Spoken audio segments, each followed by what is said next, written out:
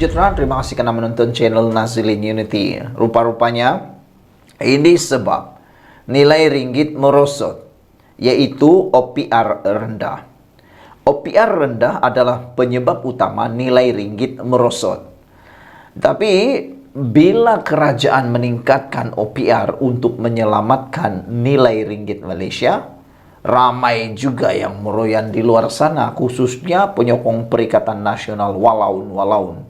Mereka lah yang duluan, mereka yang terdahulu akan menjerit sini sana, marah-marah OPR dinaikkan. Kerana apabila OPR dinaikkan, bayaran hutang Anda di bank, bunganya akan meningkat dan Anda terpaksa membayar bulanan yang lebih tinggi. Jadi itu pun akan ada yang meroyan. Tapi apabila kerajaan tahu ada yang meroyan, maka diselamatkanlah peroyan-peroyan tersebut. Apa yang dibuat oleh kerajaan? Mereka tetapkan OPR untuk menyelamatkan para penghutang-penghutang. Akhirnya apabila kerajaan menetapkan OPR rendah, yang akan terjadi ialah nilai ringgit akan merosot. Jadi ini pula diguna oleh Walaun untuk menyerang Anwar Ibrahim pula, para pembangkang menggunakan isu itu pula. Jadi mana satu yang Anda nak tingkatkan OPR, nilai ringgit merosot, ataupun nak tingkatkan OPR, nilai ringgit mengukuh, ataupun nak kekalkan OPR tapi nilai ringgit merosot. Ramai orang yang memilih OPR yang dibiarkan rendah, karena OPR ini melibatkan keseluruhan rakyat Malaysia. Banyak boleh mempengaruhi atau pengaruhnya lebih besar kepada rakyat Malaysia, khususnya para peminjam-peminjam uang di institusi keuangan. Berapa ramai orang yang akan terkesan. Berbanding dengan nilai ringgit yang merosot, ini hanya yang terkena adalah sektor besar seperti pelabur besar dan pemain-pemain saham pelaburan. Mereka yang kena. Anda tak kena pun, tapi yang kamu bising itu kenapa? Seperti dalam laporan sebelum ini ada menulis, kita membeli nasi lemak bukan guna duit dolar pun, kata mereka. Dah tahu tuh kenapa nak bising lagi, kata netizen. Dewan Rakyat diberitahu bahwa kadar dasar semalaman OPR yang rendah menjadi sebab utama nilai ringgit terus merosot. Menteri Keuangan kedua, Amir Hamzah Azizan berkata, peningkatan OPR semasa negara masih rendah berbanding negara-negara lain seperti Amerika Syarikat, Thailand, Filipina, Indonesia, Korea Selatan, dan India.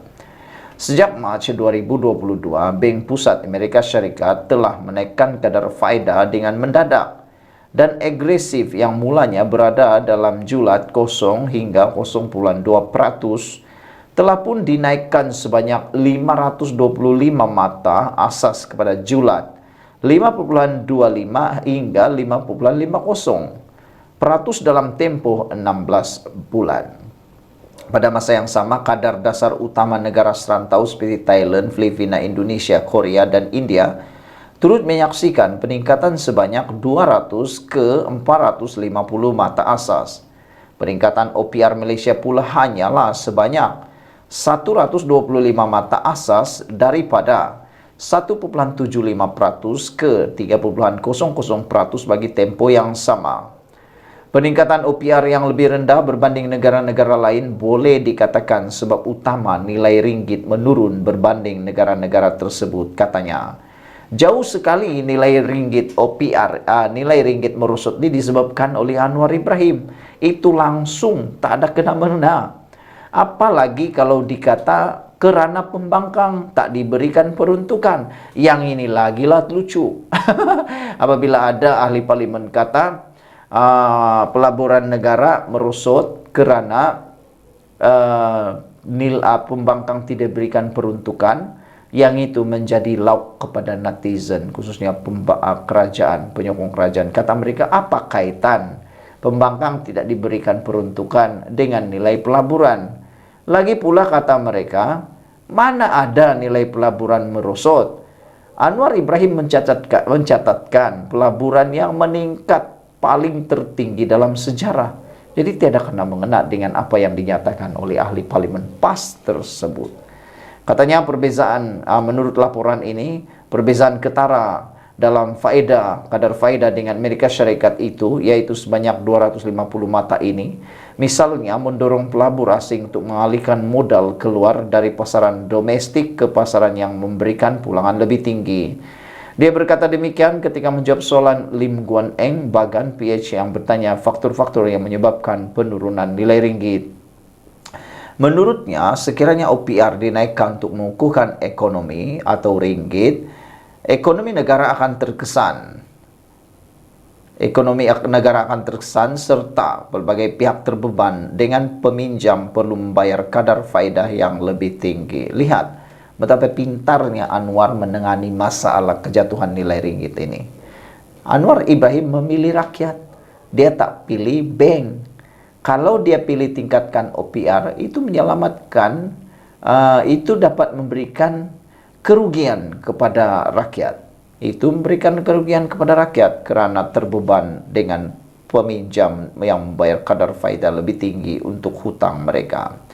Sebagai contoh, jika seorang itu ada pinjaman Rp200.000, ini bermakna kalau kita menaikkan OPR ke 6%, bermakna kenaikan untuk seorang itu akan naik Rp6.000 setahun, menjadi satu beban yang agak besar untuk peminjam, kata beliau. Untuk rekod, kadar faedah OPR ditentukan oleh Jawatan Kuasa Dasar Monetari MPC Bank Negara Malaysia BNM bagi mencapai mandat domestik, yaitu kestabilan harga dan pertumbuhan yang mampan, dan bukannya untuk sebarang matlamat mengubah keadaan kadar pertukaran ringgit. Pada mesyuarat terakhir November tahun lalu, Jawatan Kuasa MPC mengekalkan OPR pada 3.0%. Ini merupakan mesyuarat ketiga berturut-turut yang mana MPC telah memilih untuk mengekalkan kadar itu.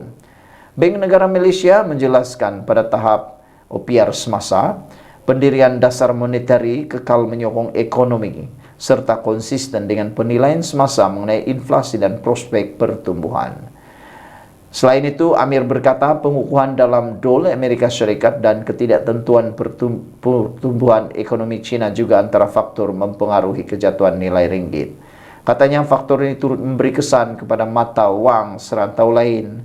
Sedangkan 28 Februari 2024, nilai ringgit telah menyusut negatif 3.5% berbanding dolar Amerika Syarikat sejajar dengan mata wang serantau seperti yen Jepun, Baht Thailand, won Korea, katanya. Katanya, walau apapun kerajaan tetap memandang serius akan prestasi nilai ringgit dan komited mempertahankan serta mengkukuh kedudukan wang negara ini. Langkah-langkah oleh Bank Negara Malaysia termasuklah memastikan pasaran pertukaran asing di dalam negara atau negeri kekal teratur seperti mengekalkan kestabilan keuangan dan monetari.